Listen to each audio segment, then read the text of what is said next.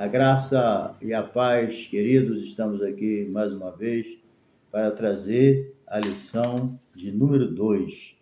Hoje nós vamos estudar o livro de Ruth. O livro de Ruth, ele conta uma história muito bonita, né? Entre a nora e a sogra.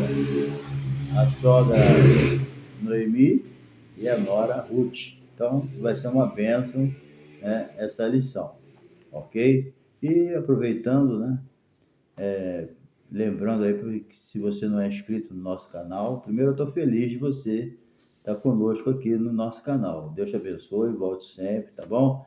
É muita bênção você estar aí conosco. E se você não se inscreveu, se inscreva, tá bom? Deixe o seu like, o seu comentário e também compartilhe com os seus amigos, tá bom? Compartilhe aí que é bênção, ok? E também sendo o nosso canal monetizado, se você assistir os anúncios, sei que às vezes é chato, né? Mas se você assistir, você nos ajuda na monetização, tá bom? Um abração aí, fica conosco. Estou muito feliz de você estar aí no canal com a gente. Bem, o livro de Ruth, ele se destaca não apenas, né, pela sua beleza literária, mas principalmente pela profundidade espiritual da sua mensagem, né?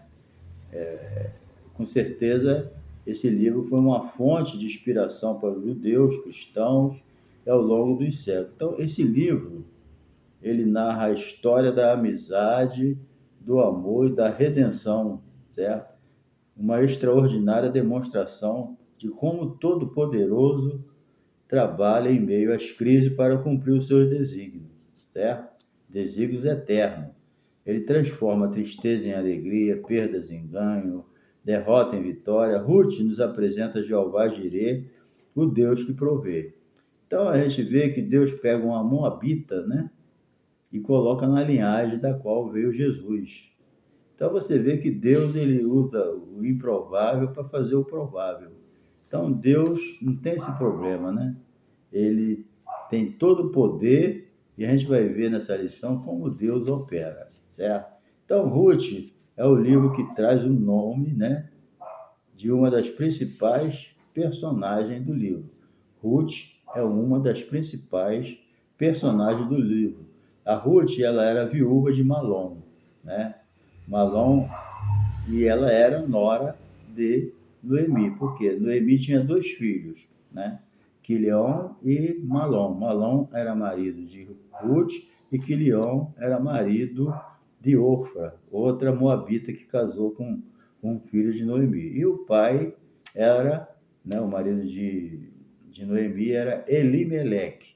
Veio aquela fome terrível, né, lá em Belém, e eles foram embora para Moabe, certo? Mas chegou lá, em 10 anos morreu o Elimeleque, morreu o Malom e morreu o Quilion. Parece que Quilion morreu por uma definhado de algum problema lá que a Bíblia não fala. Mas, né, parece que Malom morreu de enfermidade e Elimeleque também. Lamentavelmente, Elimeleque foi e não voltou.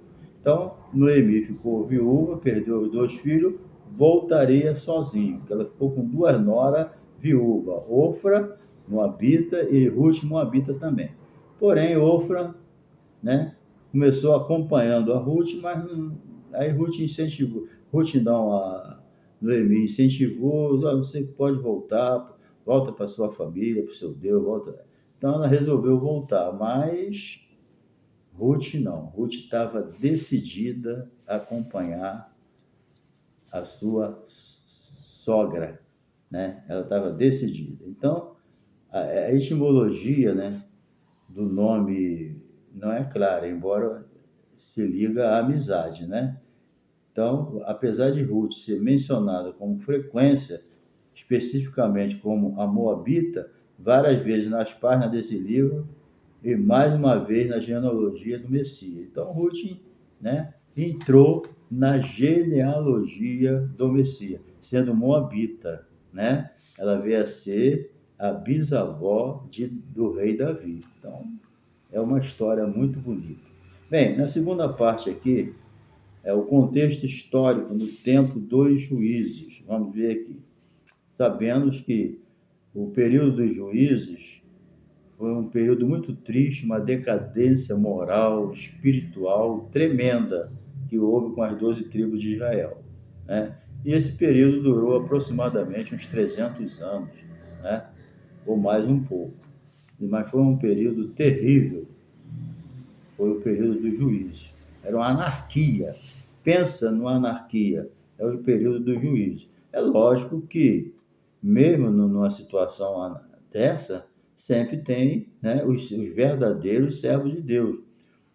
Em nada a gente pode generalizar. Apesar da situação de juízes ser caótica, né, mas também tinha os homens de Deus, tinha pessoas usadas por Deus, como Gideão e outros, que a gente vai ver, tá bom? Durante o decorrer desse livro.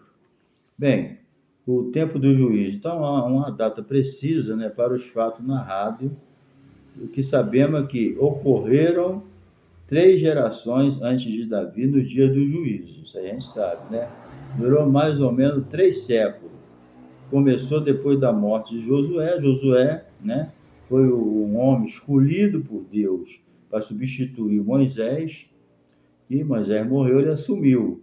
Mas, ao que parece, né, Josué não preparou ninguém para o lugar dele.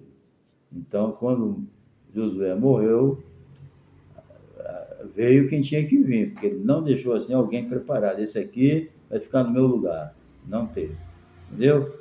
Então, isso aí, o período de juízes durou até a monarquia, até o primeiro monarca, que foi Saul. Saul foi o primeiro rei.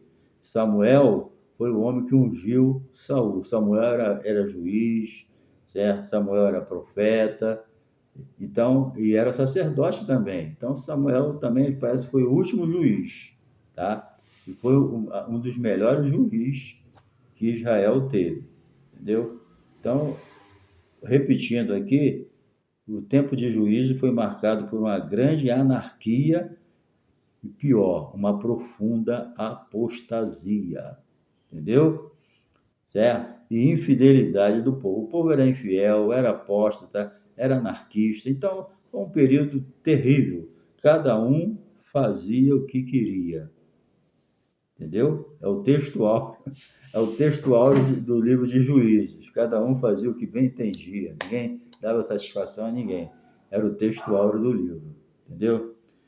Secularismo, número 2 aqui, secularismo e idolatria e hedonismo. Então, depois da morte de Josué, né, e dos demais líderes, porque os anciãos, Josué morreu, os anciãos que viram todos aqueles poderes de Deus, né, se manifestando, também morreu, aí ficou, né, o povo que já não estava servindo a Deus de coração. Eles só estavam querendo uma oportunidade para pecar. E acontecia, né? Quando o líder era vivo, eles estavam servindo. O líder morria, eles iam fazer o que eles queriam, se afastar de Deus e servir a idolatria, né? Então, eles não tinham, assim, uma profunda comunhão, porque, na verdade, eles eram dominados pelas nações em volta, entendeu? Os líderes, né, era uma geração que não tinha uma profunda comunhão com Deus, não conhecia o que Deus havia feito. Israel cedeu o estilo pecaminoso dos cananeus, né, atraído para a adoração dos deuses. Por quê? Porque Deus, quando levantou Israel, uma das intenções de Deus era o quê? Israel, quando Deus tirou Israel do Egito, né, levou para o deserto, Deus levou Moisés para o monte. Lá no monte, né, Deus deu a lei a Moisés, para Moisés ensinar o povo a servir a ele. Então, a intenção de Deus era o quê? Ensinar o povo como ele queria ser adorado e amado, e usar a nação de Israel para atrair as outras nações para Deus. A intenção de Deus era essa, né? Ensinar a Israel, tirar eles da idolatria, e eles iam ser o quê? Bênção na terra. As nações iam olhar para Israel e iam ser atraídas, né, de servir a Deus. Mas aconteceu o contrário. Em vez de Israel atrair as nações para Deus, Israel foi atraído pelas nações para adorar outros deuses. né? Os deuses dos cananeus, como por exemplo, entendeu? Então, isso aí era tudo. Então, Israel se deixou levar pelo hedonismo, pelo secularismo, entendeu? E pela idolatria. Pronto. Israel queria desfrutar do prazer que os cananeus desfrutavam, entendeu? Israel queria desfrutar, né, dos deuses que eles desfrutavam. Na verdade, Israel não queria ficar preso a Deus, queria liberdade para fazer o que quiser. E pagaram um preço alto, né? Então, isso aí, eles preferiam servir a Baal. Os cananeus tinham Deus da chuva, Deus do sol, Deus da lua, um monte de Deus. Israel tinha um Deus só, né?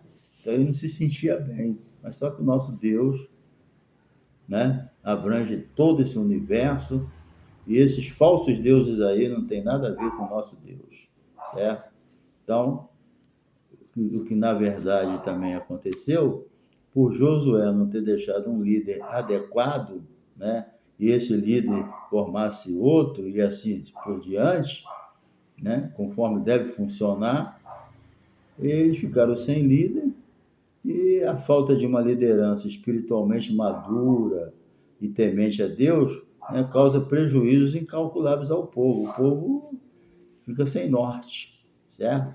Então, no reino de Deus, não basta ter carisma para libertar, para liderar, né? É preciso ter caráter aprovado por quem? Por Deus. Você pode ler em 1 Timóteo capítulo 3, verso 2 a 13, 2 Timóteo 2,15, Tito 2, 7 e 8. Então, lê aí que você vai ver. Então, a opressão, clamor e livramento. Então, a apostasia de Israel, devido à apostasia de Israel, né, ele se tornou presa fácil dos seus inimigos, entendeu? Que atacavam, saqueavam, né? Quantas vezes, né, Israel passou dezenas de anos de fome, de miséria, porque se desviavam do caminho do Senhor, aí Deus entregava na mão, por exemplo, dos midianitas.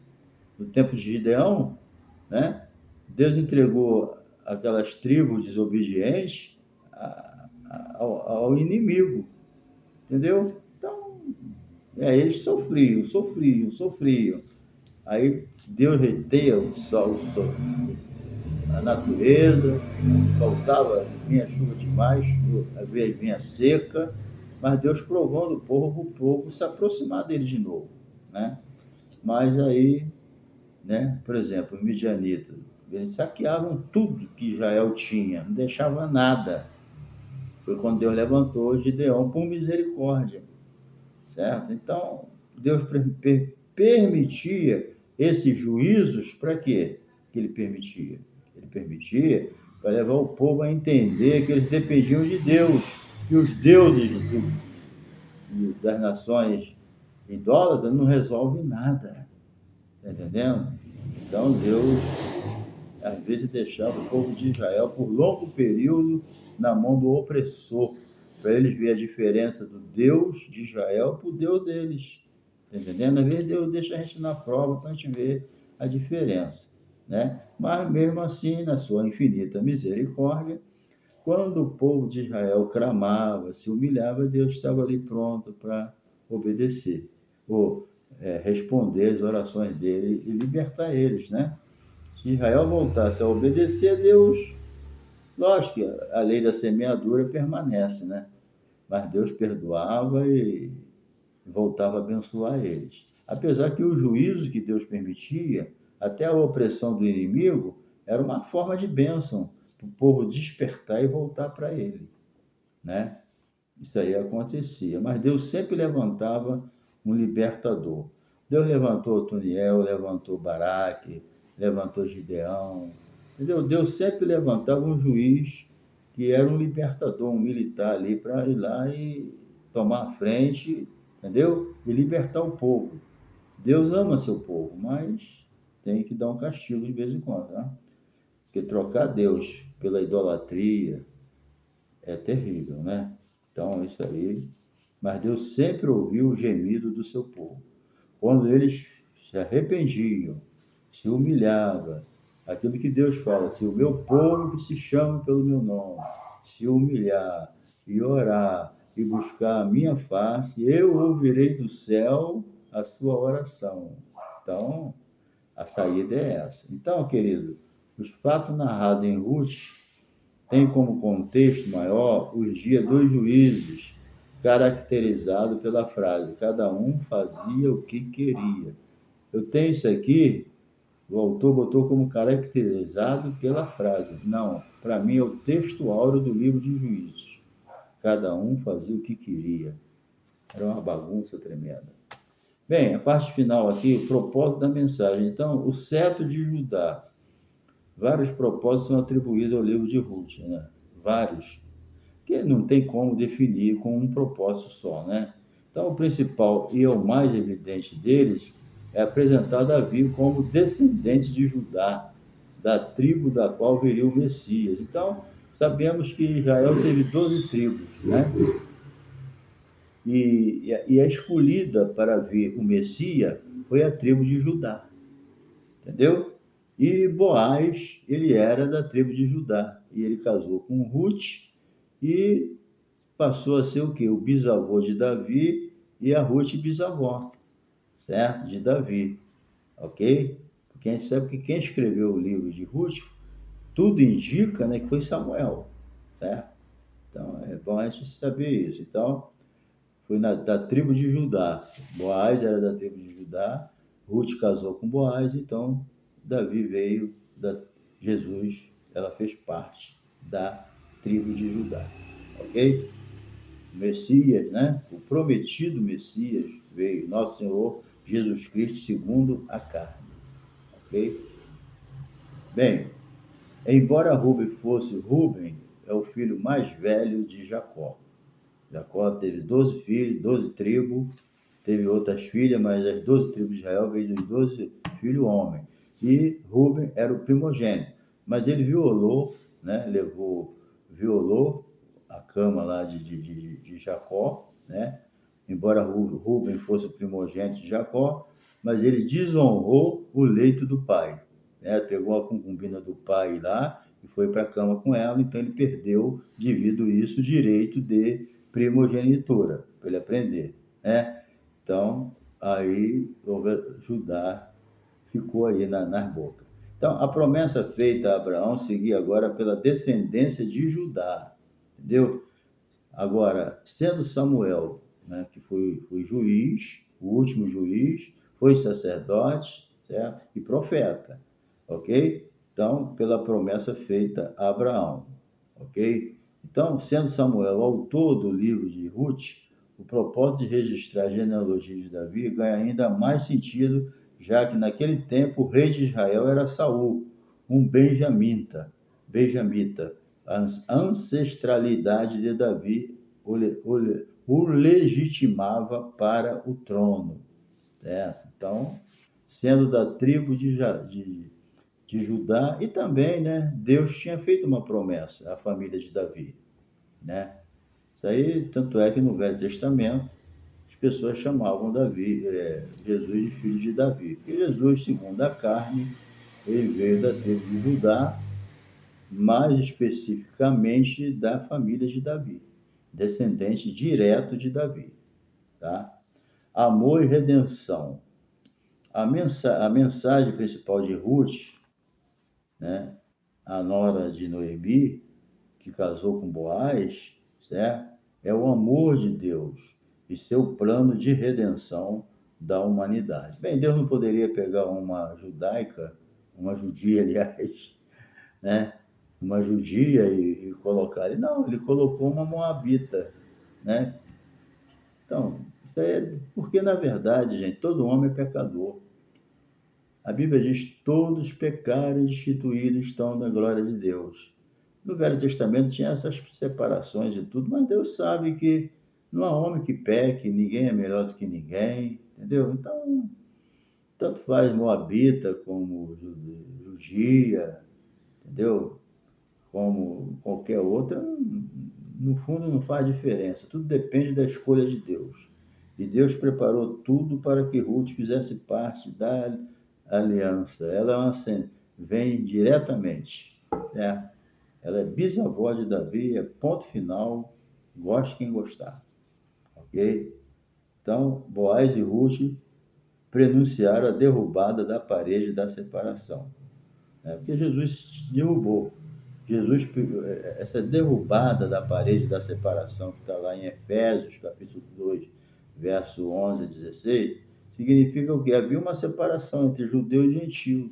Mas Deus já começou a derrubar isso lá do Velho Testamento. Certo? Porque Jesus pegou o judeu e o gentio e fez um povo só. Igreja. Pronto. Então, hoje não tem judeu. Hoje tem a nacionalidade, existe. Os judeus, Deus ainda tem um plano com eles ainda no futuro, certo? Mas em relação a Jesus, tanto judeu como gentio, né, a parede já caiu. Aceitou Jesus, é igreja. Jesus não vem buscar judeu nem gentio, Jesus vem buscar a igreja. Né? Eu tenho minha nacionalidade terrena, mas a minha pátria está no céu, de onde eu aguardo o Salvador Jesus Cristo. Então, aceitei Jesus, eu sou igreja. Não importa se eu sou judeu ou gentio, tá? Então, Jesus derrubou a parede da separação. Acabou. Na cruz de ambos os povos, Jesus fez um. Acabou o assunto. Entendeu? Então, e a Ruth fez parte, certo? Porque ela é bisavó de Davi. Ok? Então, como representante dos judeus e gentios, respectivamente, Boaz e Ruth pronunciaram a derrubada da parede. A redenção é vista no livro no sentido literal e tipológico. Boaz é parente remidor que preservou a descendência de Elimeleque. Ele era parente de Elimeleque, então ele preservou, certo? Preservou a descendência de Elimeleque. E Jesus, certo? Jesus, segundo a carne, é descendente de Judá, certo? Especificamente de Davi. Bem, encerrando, a fidelidade e altruísmo. Então, o livro de Ruth abre uma janela que nos permite ver que nem tudo eram trevas nos dias dos juízos, né? O mundo tem um lado ruim, né? Que às vezes está bem visto, mas tem um lado bom também, né? As pessoas, certo? O mundo já não maligno, mas dá para se achar coisa boa nas pessoas ainda, entendeu? Então, o livro de Ruth abre uma janela que nos permite ver que nem tudo eram trevas nos dias dos juízes. Havia um remanescente fiel que temia a Deus e foi usado por ele para cumprir os seus propósitos. Então, Deus encontrou em Ruth, Noemi e Boaz pessoas que ele poderia usar, entendeu? Da qual Davi seria descendente. Então, ainda tinha gente boa ainda que dava para usar, né? Usou Ruth, usou Boaz, né? Então, que bênção, né? Então, Deus sempre procura usar as pessoas quando ele tem lugar, naquela situação, certo? Então, em um mundo de crescente iniquidade, o justo vive pela fé. Então, outra eloquente mensagem do livro é o valor do altruísmo, em que, né, num lugar que predominava o egoísmo, o altruísmo prevaleceu. Está entendendo? Então, se a gente procurar coisa boa, acha. Entendeu? Bem, encerrando. Então, nos dias dos juízes, a maioria vivia segundo os seus próprios padrões, né? E interesses. Noemi e Ruth, eles destoaram dessa máxima individualista. Saíram do individualismo para o coletivo, entendeu? Vamos se unir para fazer aquilo que Deus quer. Entendeu? Foi isso que eles fizeram. Então, a sogra e Nora, realmente, elas se despuseram do seu egoísmo, não pensaram em si mesmo, né? E prevaleceu o amor, porque o amor não é egoísta. E assim, Ruth foi incluída na genealogia de Jesus. Amém? Sendo uma Moabita. Tá bom? Então, Deus abençoe. No reino de Deus, é Deus quem escolhe. É simplesmente a gente estar na posição que Deus quer. Nós temos que estar só na posição, o resto é com Deus, tá bom? Deus te abençoe. Até a próxima lição. Se inscreva aí, tá bom? E não se esqueça de dar o seu like. Um abraço.